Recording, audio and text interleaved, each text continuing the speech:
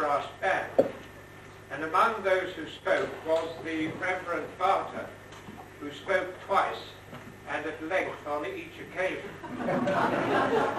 Among the various things he said, he expressed the wish that the hall kitchen would in due course be able to provide penny dinners for those who needed them.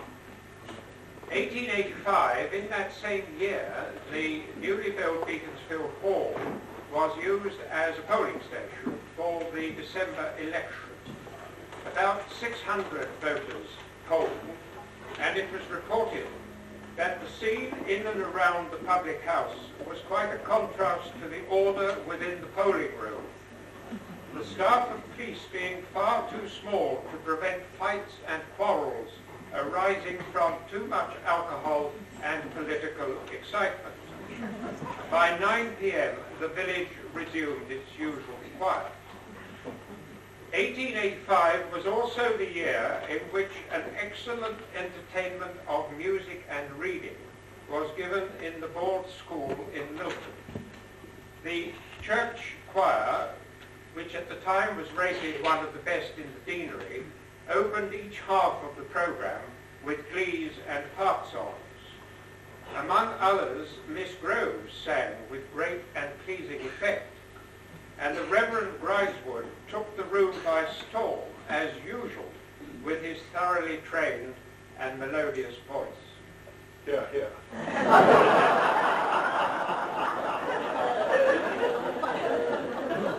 Tonight, we hope to recreate for you something of the atmosphere of that concert with our own readings and music. And our first guest is John Simpson Calvert, who, with two ladies from Shipton, will look back at some of the events of his day.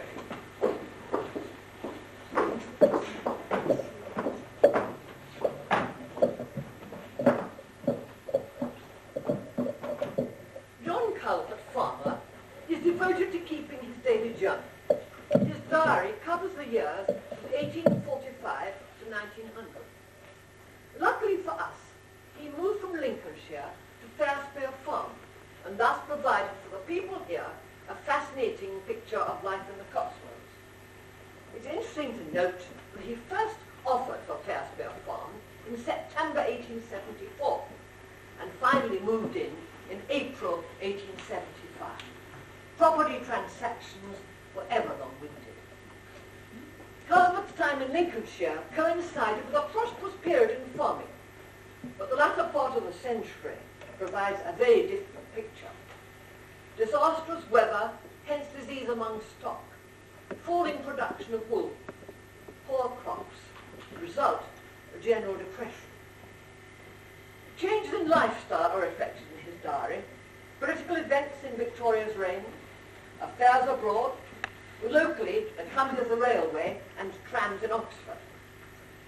John Calvert himself emerges as a staunch Victorian. The man stands out before us as a confident, forthright John Bull, the backbone of Victoria's empire. Let us hear what he says. The extracts are chosen from the diary at this season of the year, beginning in the year 1876.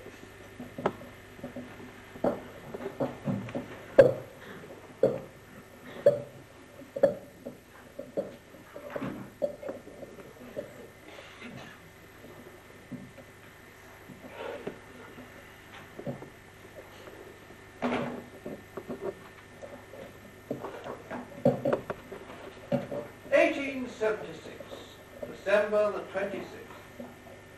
Frost. Carrying out manure to keep horses and men employed. Very cold, windling, sleety evening, which turned to drizzly rain at midnight. Farewell, 1876. A year of great change for me. 1877. January the 3rd. Rain, rain. The valley of Ascot, Shipton, etc. looks like an inland lake. Floods all over England and Scotland. January the 4th. Drove by Crawley through water to Whitney. running through the houses. January the 6th, rain, rain and wind, most wretched weather. January the 7th, the Queen spent Christmas at Windsor, the Prince of Wales at Sandringham. 1879, January the 4th, Miss Fowler went to Whitney in search of her lost watch and chain and rings, arranged for town crier to shout her message. When she returned to Fairspere, saw it amongst the snow as she stepped out of the wagonette, close to the front door. February the 7th, took the chair at Conservative Association meeting and dinner. Enjoyed an hour at Mr. Reed's afterwards at Shipton Grange. December the 28th, at 7:10 p.m., the entire train from Edinburgh, while crossing the Tay Bridge, was carried by 13 spans of girders to the bottom. Every carriage, girder, etc., left no vestige behind of its whereabouts. About 100 persons are supposed to have perished. Not one alive to report the awful catastrophe. The most appalling railway accident of this most wretched year. So ends the most ruinously ugly seasoned year of this century. 1880, February the 7th, the Honourable Victor Churchill officiated as page at the opening of Parliament. He told me he danced all the previous night at Heathrow fancy dress ball, off by first train on Thursday to London, and after opening of Parliament, returned to Cornbury Park to dine. See what railways enable us to do in 12 hours.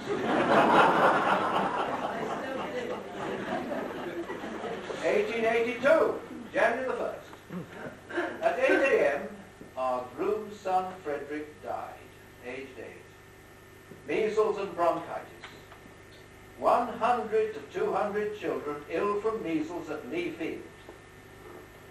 January the 5th, Grace and Fred both in bed, like lobsters with measles. Midges dancing over violets around the house. 1883, February the 26th.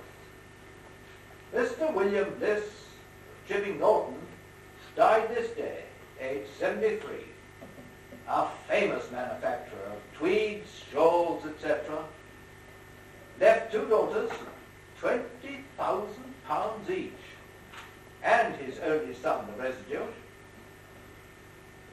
1887, January the 1st. Begin my 5th diary.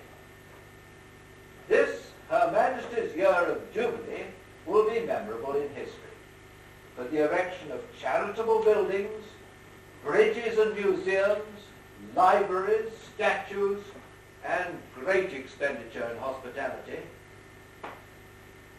January the 11th, held our annual Conservative dinner at our new Beaconsfield Hall in Shipton. I had attended many committee meetings to plan this building.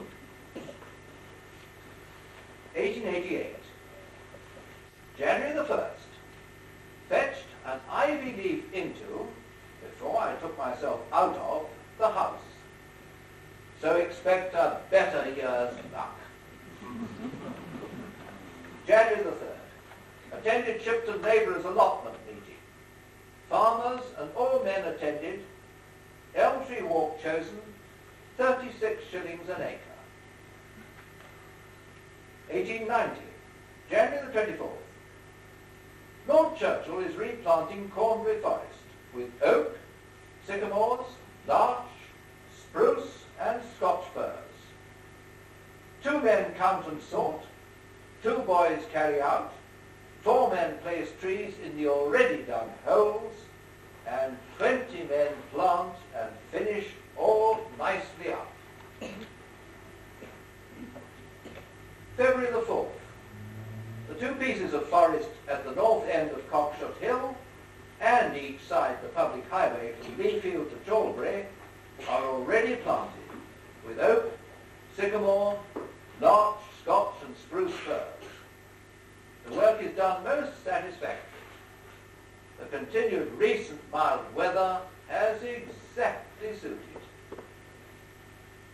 1895, January the 5th.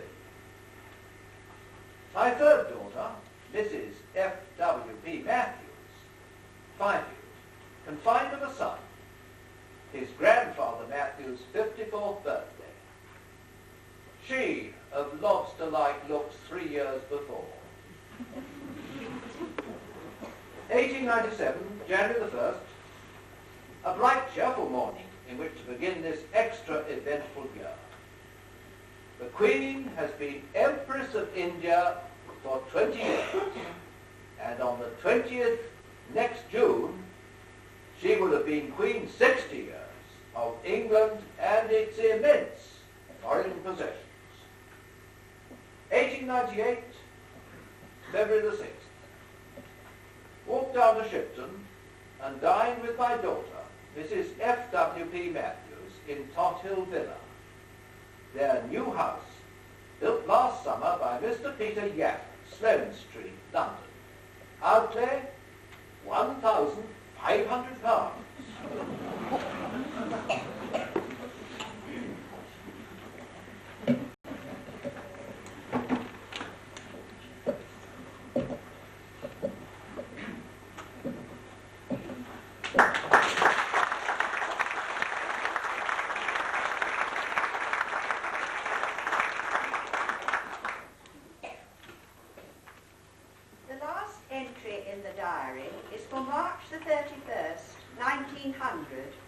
When he went hunting. He continued in fair health, although at the end of April, a cough which he had had for some time became rather worse, and he had a little difficulty in breathing. May the 1st was a normal, active day for him, but on the morning of May the 2nd, he was found dead after a hemorrhage of the lungs. A report in the Oxford Journal concludes, shooting all over the county and hunting regularly, he yet found time to attend to his multifarious business duties, usually rising at 5 a.m. His death, though sudden and pathetic, was perhaps a merciful one, as he had an aversion to a bed of sickness. His courteous and kindly presence will be missed by many.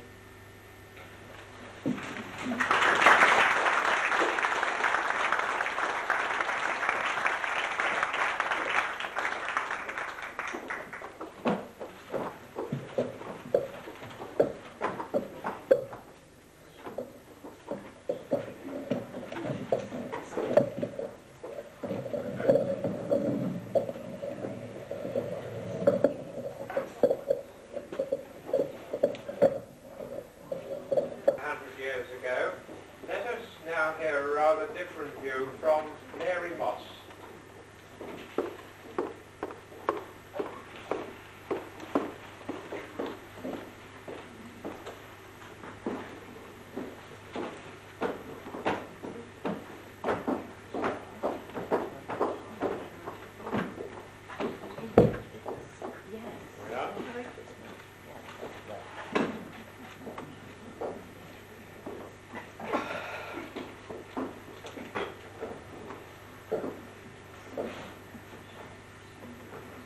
I was born and brought up in the Wychwoods. More than 70 I be now. And dear Lord, all the changes I've witnessed. Would you like me to tell of them now? I was christened the month of October in the year 1802 at the Old Holy Trinity, Ascot, and later were married there too. Mary Moss were my name at my christening. Mary Moss when I'd married my John. You see, Ascot were full of them Mosses, a stone of their big out them all. Glabbs was the family status. My father, sons, husband, each one, and we women, we worked there aside and whenever the job needed some. When I were a girl in this valley, the fields was all open and free. Few hedges and walls subdivided the vale of the Wychwoods, you see.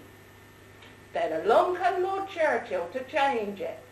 A private enclosure, says he, and Ascot erected its fences and restricted its freedom from me. No commons to collect the fire in, and nowhere to pasture the cow, and fleas in the ears of the urchins who defied them barriers now.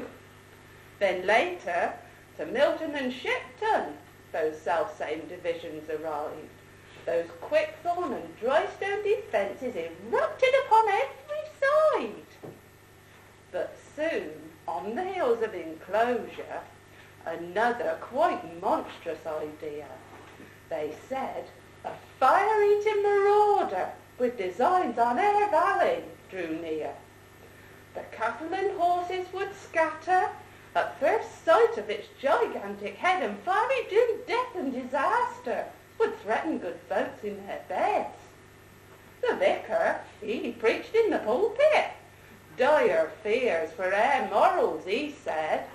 That monster would wreak dreadful vengeance on all those too easily led. Men with long sticks and chain measures along by the river was seen. Surely no smaller divisions would alter our valley so green. Yes, the railway. It captured our village with its great mounds of earth topped with rails, and shattered the peaceful surroundings with the sounds of loud clatters and wails. And then they disrupted our forest. The Queen, they said, ordered it so. The farmers demanded new cornfields, so much of their greenwood must go.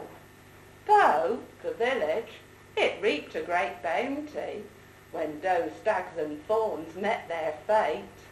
But all that rich fair air to our Glabbs left some in an unhappy state. Another devouring monster gorged up all the bushes and shrubs. 2 horses, a winch and long hawsers created great chasms of mud, and then all the men with their breastplows tackled the root stumps and stones to make land fit for cultivation, where past forest life had its home. All children to school was the order, to learn sums, write letters and read. But the farmers, they knew where to find them to pick up stones, scare crows and weed. We Mosses was mostly illiterate, ere marks in the church book sufficed. But my grandchildren all knows their letters and writes their names ever so nice. Then later, with the rise of trade unions, the Wychwoods provided the core of a drastic and strong confrontation. The women, the ones to the fore. My son's wife Charlotte were a martyr. To Oxford the women was sped. A week passed afore they released them, but the Queen praised their efforts, 'twas said. But the times just gets harder and harder. Near 80 of me and my John. I just hopes the union don't get us. That damn workhouse at Chipping, Lord Tom.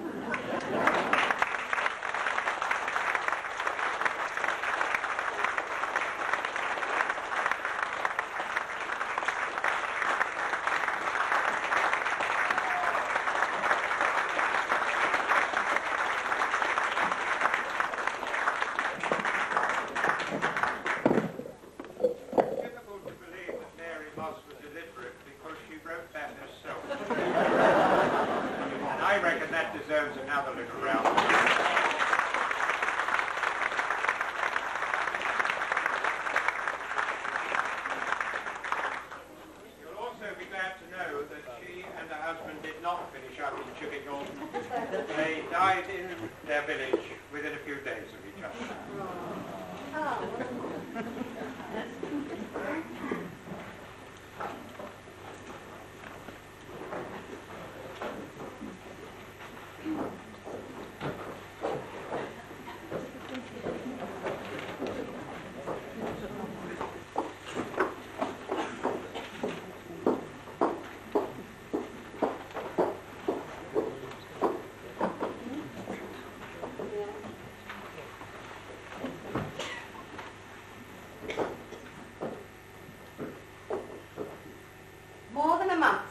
my last entry.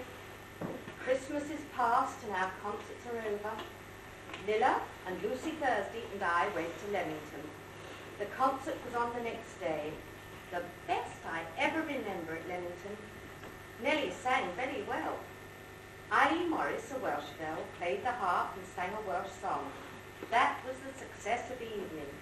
The girls and I came home the next day. We had a pleasant Sunday.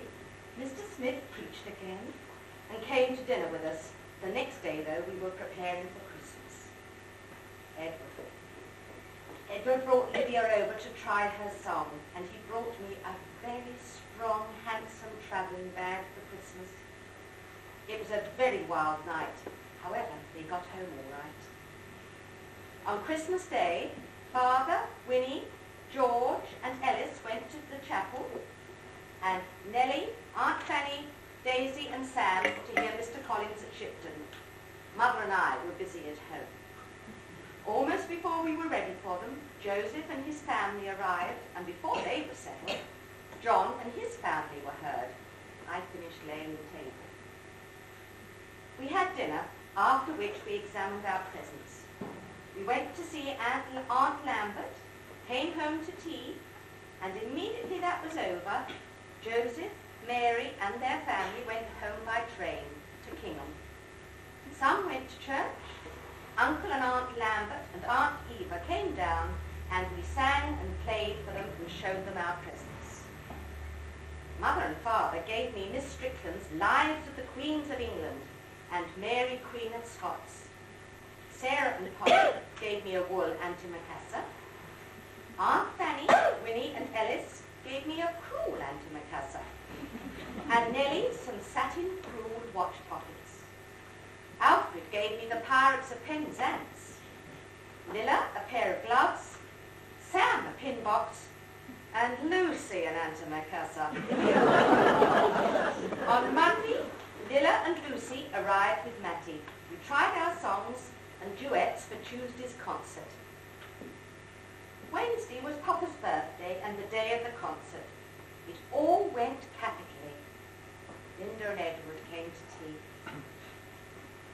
For the next fortnight, we were out every day or had company. Lilla and I went to Finstock to a service of song. I went to Polly's to a service of song and stayed the night. On Sunday, Mr. Haggart preached. We liked him very much. I think everyone did. I almost hope he will be our minister. I had a letter from Edward on Monday, saying he'd come to see me before next Sunday. However, I'm almost afraid he will be unable to do so, as the roads are impassable from the unusual fall of snow. Such dreadful weather has scarcely ever been known in England. Certainly not for 20 years. I hope it will soon melt away, but it freezes now. I gave the address of the Sunday school, and I managed tolerably well.